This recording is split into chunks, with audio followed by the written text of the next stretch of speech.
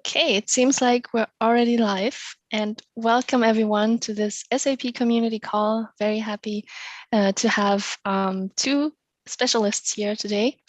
On the topic, can you save the planet by cutting IaaS costs?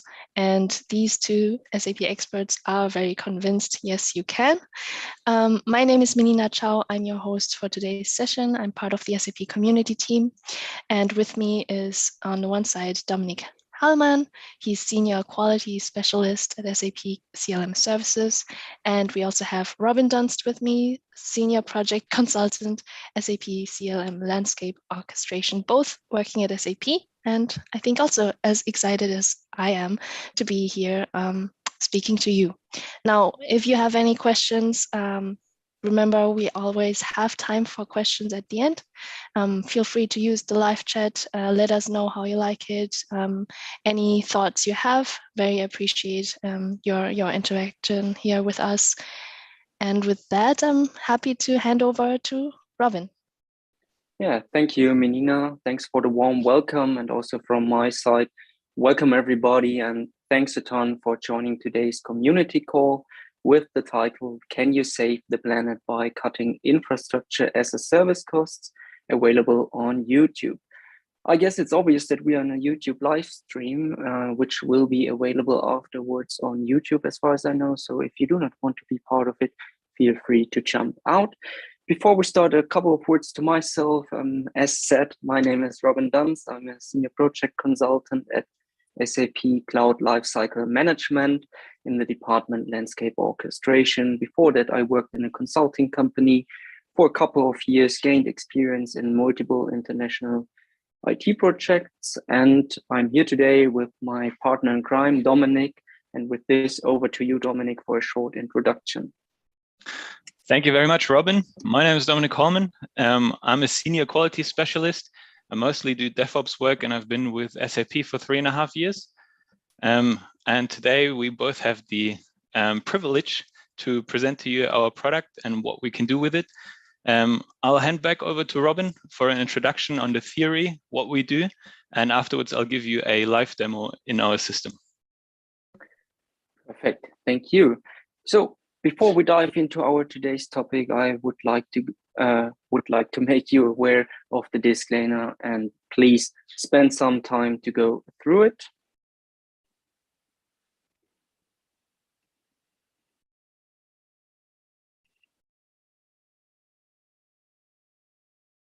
Now, what is planned for today? So in total, we do have 4 topics on the agenda, and I will start with our solution, SAP Landscape Management Cloud, in the context of the session's title, Can You Save the Planet by Cutting Infrastructure as a Service Costs? Yes, you can. And here I want to answer the following questions. How do our business activities affect emissions? How do SAP workloads relate to infrastructure as a service consumption? And how can I optimize both energy consumption and cost? Second topic is then our solution, SAP Landscape Management Cloud in action. And here Dominik will showcase us through a typical customer's journey after accessing the freshly subscribed solution. Third topic are then the key takeaways of the session, also presented by Dominik. And finally, and last point of the agenda is the traditional question and answer at the end of the session. Feel free to post questions in the comment section during presentation. We will get back to them at this point of the agenda. Then I would say we start. Therefore, let's go to the next slide. So today, 87% of the world's global commerce being generated entirely by SAP customers. So what does this mean? This means that the SAP has a huge community to not only address and discuss current and upcoming challenges, such as climate action, also to work together in this community and find as well as provide solutions that will have a positive impact on those challenges. That being said, With this, the SAP ecosystem has the great opportunity to shape its future, and this is a great opportunity underlined also by our CEO, Christian Klein, who puts SAP's visions into words. The SAP community has the power to protect our planet and create a future our children want to be part of. Coming back now, how does this community now our business? So you see, in the SAP world, we have a lot of critical processes being run by SAP systems. A lot of them are run by our signature products like S/4HANA Cloud, S/4HANA on-premise, industry solutions. We also have a lot of SaaS solutions. So at the end, we represent their business. What all of this has in common is what is shown on this slide. So of course, companies' action requires reporting and transparency. One part of this is the sustainability reporting, and parts of this are generated emissions. So when talking about emissions, the Greenhouse Gas Protocol's corporate standard, GHG, divides 3 types of emissions called scopes. Let's make an example. Therefore, keep in mind, we take an automotive company as an example. So scope 1. Scope 1 covers emissions that are generated directly, for example, the generation of electricity and heat in their own plants to run their production plants, machine tools, etc. Scope 2. Scope 2 covers indirect emissions from the energy that the automotive company procure from external suppliers. Scope 3. With Scope 3, car companies summarize those emissions that arise before, so the upstream, or after downstream, their entrepreneurial activity, such as CO2 emissions, for instances all along the supply chain. So, to summarize this, while Scope 1 and 2 are already straightforward to manage, since they are covering directly and indirectly generated emissions, like power and heating, but for Scope 3, achieving transparency gets tricky, because Scope 3 is looking at purchased services and goods. And a big part of Scope 3, which is still growing at over 38% in 2021, is infrastructure as a service and cloud computing in general. And with this, back to taking action as an SAP customer. So, can you save the planet by cutting infrastructure as a service costs? Yes, you can, but how? Therefore, let me introduce a smart way of how this can be done in the context of Scope 3.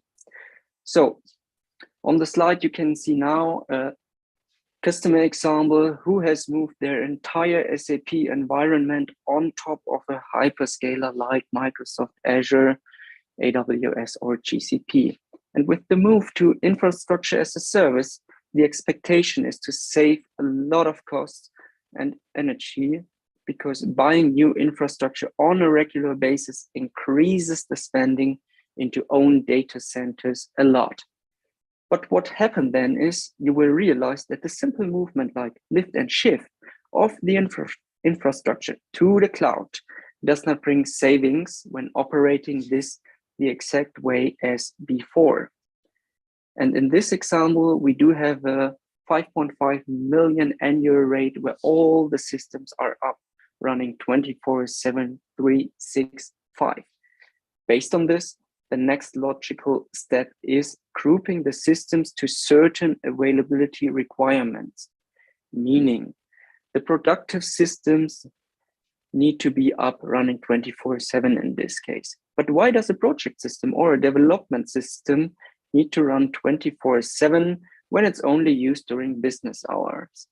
So with applying such a pattern like 16.5, as you can see here, you can already decrease infrastructure as a service costs and energy consumption tremendously. Especially when you see here, you're coming from 100 megawatt hours with a 24/7 usage down to a 56 megawatt hours with a 16.5 pattern. That's already a lot. So the next step is then to identify systems like training systems that can be used on demand and can be shut down when not needed. With this, you are able to cut costs even further by simply applying certain availability patterns on your demand systems. So doing this in a manual way is really a pain and influenced by a lot of internal and external dependencies. That is why we developed a solution in close collaboration with our customers that does this job in a highly automated fashion. Coming at the end to really schedule-driven operations, you have a potential to cut costs and energy by more than half. To be honest, that is huge. Just to put this into relation, the savings of 60 megawatt hours is the energy produced of an average power plant in 6 minutes. How great is that? So to answer the previous asked question, can you save the planet by cutting infrastructure as a service costs? Yes, you can. And SAP Landscape Management Cloud supports you on doing that. Now, what is Llama Cloud? Llama Cloud is a software as a service solution that customers sign up to and operate their S/4HANA and other HANA-based products on top of infrastructure as a service. So when customers have decided to run SAP on top of AWS or Microsoft Azure to consume infrastructure as a service and operate SAP software on their own, they can use SAP Landscape Management Cloud as an operational tool to help them with the day-to-day operational tasks and basically to save costs and energy. So when we look at the product is an operational tool, as I said, that in the first step informs customers about their consumption of infrastructure as a service. What we did to enhance these insights, we embedded the SAP Analytics Cloud to give you deep insights about historical data, actual consumed data on different levels like region, system, instance view, etc. Based on this information, customers can start optimizing their up and run times by creating individual patterns that are unique as your landscape. So overall, this means that you can operate centrally your SAP systems running on top of infrastructure as a service within SAP Landscape Management Cloud as a single tool with a system-centric view. At the end, the target is to run your systems in the most efficient way towards not just cost, also towards energy, following a continuous improvement process. Now, next slide. What you can see here is a leaflet, a one-page of what SAP Landscape Management Cloud can do in terms of climate action. I don't want to go through this in detail, but I would rather squeeze out the essentials. So coming again to what we started with at the beginning, to help our customers to run their systems and run them best, and therefore reduce their carbon footprint, they have this opportunity throughout SAP solutions. And this is not just something we as SAP want to achieve. This is also what our customers want to achieve. Meaning, when we have this opportunity and can start with something as simple as that and cut energy emissions by half or even further, then this is a truly fair way towards climate action, since this topic is not only made by doing things differently, it is also about consuming less. And this will make the difference. And the good thing is we can start in this area with it as of today. So the core message behind is our solution helps customers to avoid energy consumption when it is not absolutely necessary, while saving costs in parallel. As a consultant, I would say win-win. But by just saying win-win, I recognize that's when the consulting blah blah starts, and typically that's the right time to put the cards on the table. And now I'm super happy that I brought Dominic with me, and I'm looking forward to the live demonstration. With this, over to you, Dominic. Let's have a closer look at the great product we have developed. Thank you. Thank you, Robin, and thank you for your presentation. I will now share my screen. Could you give me feedback if you see my screen? I can see it. Great. So we'll start our journey off where you will start your journey off if you get Llama Cloud yourself in our discovery portal. So technically how we work is we're, as Robin said, a software as a service solution running in the cloud, but we still need an agent in your landscape, in your cloud landscape, to monitor and operate your landscape. So in the initial configuration, you give us credentials and the place where you install this landscape agent that we need. Afterwards, we'll automatically discover your systems and you will come up on this page. It is now empty because it's an existing tenant that we've used before, and we've already set all our systems that come up here to managed.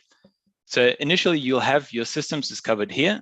We'll set them to managed, assign them a group, and then they will appear in your managed systems screen. We have 3 systems in this tenant. We've already assigned them to groups, and we named the groups after the hyperscalers they're in. 1 on AWS and 2 on Azure. When you open the dropdown, you'll see the setup of the system. We have in Azure 1 system that has 1 application server, plus the database and a central services instance, as well as a system with 2 application servers. That's a little bigger. And the configuration, you also have the account where we keep all the account data, as well as roles to assign users different roles and have some users that can see less or more. You can have the differentiation between end users and configurators. This let's jump to the dashboard. On the dashboard, which is going to be the entry point for end users after the initial configuration, it's where you get an overview of what you have configured in your system.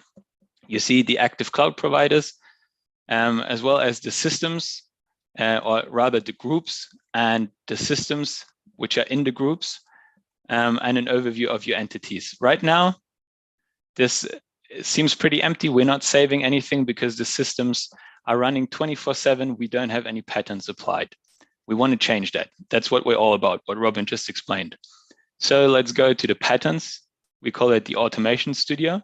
We come with 3 pre-configured patterns. One is running 16 hours a day, only on work days, which is also what Robin had in his presentation as an example. One where we have weekends scaled in. So on the weekends, we have less application servers. That is usually typically something that you might want to do on your productive systems that never want to be stopped, but only scaled in. So made smaller, less application servers, as well as one pattern that says running on workdays only. We'll create our own pattern now, just so that you see the procedure. We have the option of an ongoing pattern that'll last forever if you don't change it, and a time-limited one if you have something that only needs to be done, for example, for the next month. We'll call our pattern Save Energy. And we want our systems to be running Monday to Friday from, we'll choose 7 to, let's say, 8 o'clock. We're nice to our employees. We'll add a second time slot because after maybe 6 in the evening, we have less load on our systems. So we want them, if possible, to be scaled in until they're shut down. So this pattern now has all systems that we're going to assign it to later, running from Monday to Friday from 7 to 8 p.m. And have them scaled in, if possible, from 6 to 8 p.m. We'll save this pattern. Then we'll switch to the optimization screen, which is where you can apply patterns. We could do it per group or per system. I'm just going to choose our Azure Systems group, select all systems in it, and apply our just created pattern. In this screen now, that's the first time that we have a touch point with the estimated energy that we have. We see what we're estimating that the systems that we selected are consuming in energy for the next month. We can change the time period up here, as well as the costs. Now we can compare that to our pattern. If we were to apply our pattern, this is the difference. That's 24/7, or the pattern that you had applied before, if you had a pattern applied, and that's what we have after. And the savings are up here. Can also play with the time span to optimize our forecast. The values that we have here are calculated via data that we retrieve via the hyperscaler API, so the interfaces, where we retrieve the data of the hardware that's underneath your system, which is your CPUs, the number of cores, their utilization, the RAM and the storage attached, as well as per hyperscaler, they release PUEs, power usage effectiveness numbers for their data centers that give you an idea of how effective their data centers are. So how much of the energy coming into the data center is used for computation and how much is used for other things such as cooling or running the data center itself. We'll now apply this pattern.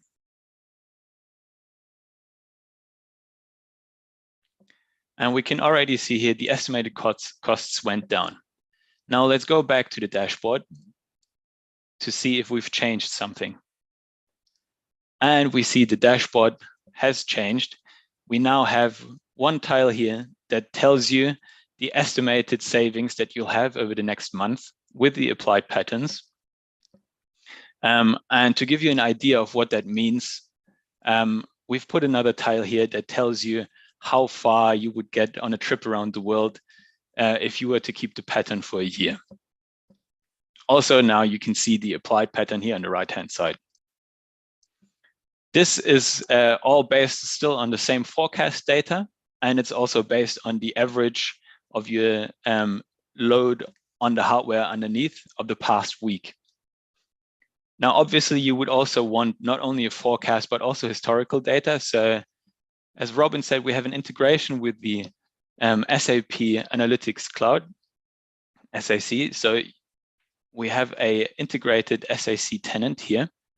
I'll switch to the analytics screen.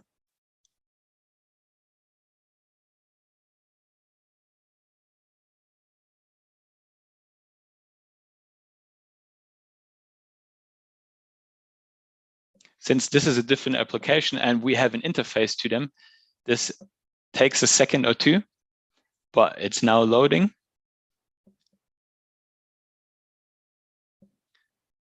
And we now see our historical consumption. This is based on the actual data that we retrieve. So the hardware that was used and assigned and the usage rate of that, specifically the CPU. In this screen, you see what you would have consumed or your systems would have consumed without optimization. Then what the actual estimate is. So based on the historical data that we've collected, and then the savings, also in percentage to give you a better idea of what you did and how effective it was.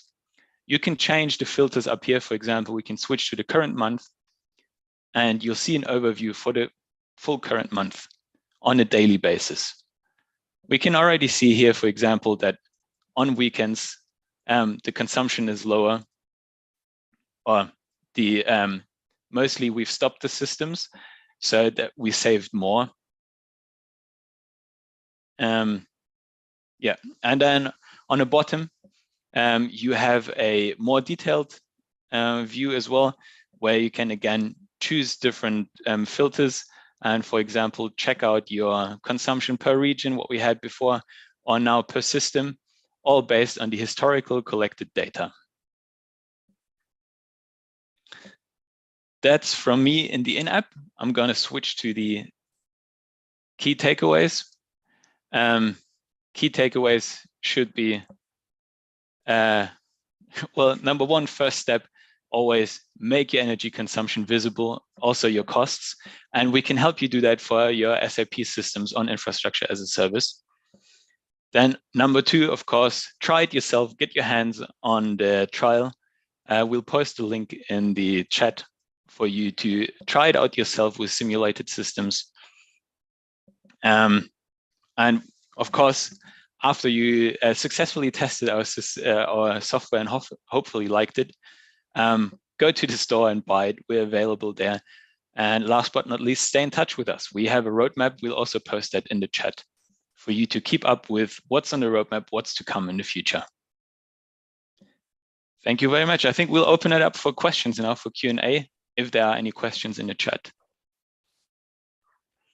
At the moment, there are no questions in the chat, but thanks for the great demo and presentation.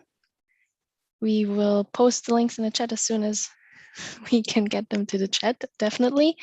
Yeah, everyone, now it's your turn. I also had a look into the community. SAP Landscape Management Cloud is available on a topic page with more videos where you can really deep dive. A few of Dominic and Robin's colleagues have posted blog posts where you can read further.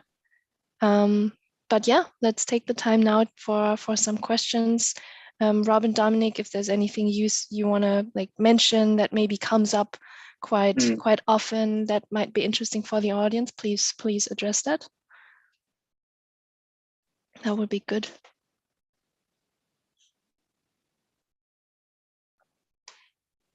Otherwise, we'll of course just wait and see if questions come up after this call. I mean, a lot of times this needs to be consumed first, and then people need to think about how does that affect their businesses, their services. But so far, yeah, there's a question.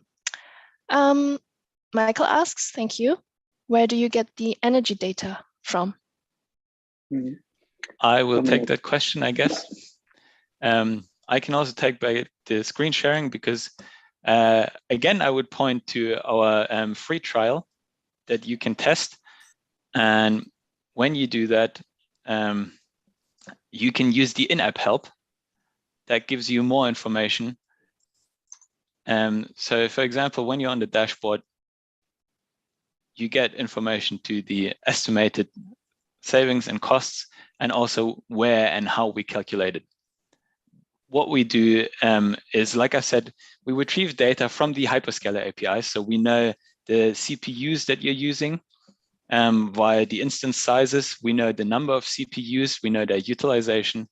We know the RAM and the storage that you're using, as well as the power usage effectiveness of the hyperscaler. So that's numbers that they release themselves, and we just retrieve. So we're taking information that we can retrieve from our partners from the hyperscalers, and then basically just work with it and provide you an estimate of what that means for you and your sub workload in the cloud. Perfect, thank you. Perfect. Couldn't have said it better. Thank you, Dominic. Nice. And trial link is in the chat. Thanks, Robin. And yeah, everyone, you can follow up with Robin and Dominic in the community. There will be a blog post. There will be, of course, more coming where you should stay tuned and, of course, follow up if you have any questions further. This is really where you can reach every one of us. With that, I'd say, unless there are any further questions, we can wrap it up and say bye. Cool. Thank you. Yeah. Have a great weekend ahead.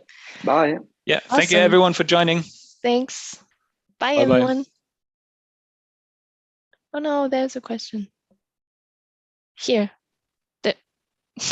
Dominic, you're still here, and the live stream hasn't ended. Sorry. Is the usage free of charge? That was maybe a question that we can still pick up just as last. No, we're available in the Substore. We are not free of charge, but we'll also post a link, hopefully, to the Substore where you can see the pricing. Good. Awesome. The links are in the chat. Thank you, Dominic, for staying on tune for the last question. Thanks, participants, for watching and your participation. Have a great weekend and see you in one of the next community calls soon. Bye.